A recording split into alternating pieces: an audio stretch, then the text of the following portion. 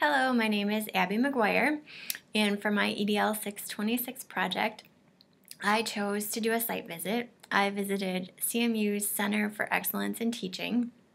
It's formerly known as FACET, the Faculty Center for Innovative Teaching, so I may refer to it as both names. I'm still getting used to it throughout the presentation. My presentation is titled An Effective Model for Faculty/Employee Development. And what I plan to do in this presentation is to kind of show you how FACET has a working model that helps faculty at CMU continue to improve as educators, and how that model can be transferred to other educational institutions, organizations, or businesses based on the ideas that FACET has implemented specifically with regard to self-directed and transformative learning. So let me zoom in. Oops, I'm sorry. I did an infographic to kind of serve as my visual, and there are some photos snapped from the specific site that you can take a look at as well. So the first photo is of a classroom at CETL, and basically the way that they meet the needs of faculty with regard to continuing education is through the services that they provide. According to one of the staff members that I talked to, they served more than 500 faculty in the last several years at CMU. So it's a significant portion of faculty who use the office in order to help them improve their teaching. FACET does this in a number of ways, and if you follow through my checklist, you can see how this applies and how it can work for other organizations as well. I know the heart of this assignment was really to critique what they could do better, and having such a reputable and kind of a well-oiled machine on campus that serves the needs of faculty. I personally have used it several times throughout my 8 years of teaching here. So I've presented at several conferences, I've gone to workshops, I've done webinars, I've done one-on-one meetings with some of the staff to help improve my teaching. They have a whole host of services, so they really do a good job of meeting the needs of their learners. The way that they do that is by encouraging learners to use self-direction. So the first thing that FACET does, and that other businesses, educational institutions, or organizations could do, is that they encourage learners to assess their own needs.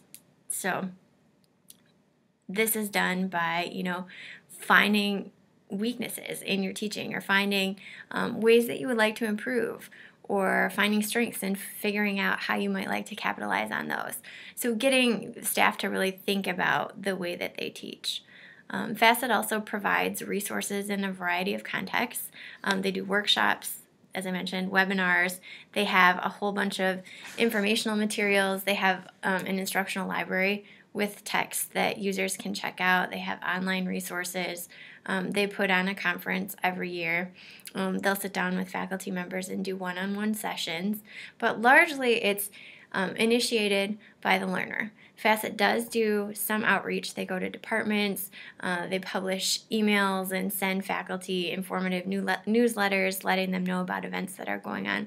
But for the most part, faculty who are interested sign up for the topics that interest them, or they contact the office in regards to whatever they would like help with. So it's very much self-directed. But once the faculty take that initial step, the organization is more than willing to help and has a variety of resources to do so. They also help learners access the resources they need in an individual and interactive way. So like I said, there's a variety of resources. There are small group sessions, one-on-one sessions, different ways that you can access the knowledge and materials that you need. They also guide learners as they become self-managing, self-monitoring, and self-modifying. So a shout out to Costa and Calic from the chapter on self-directed learning. For example, faculty members who use the Center for, I can't even remember their new name, oh my goodness. I'm just going to keep calling them FACET.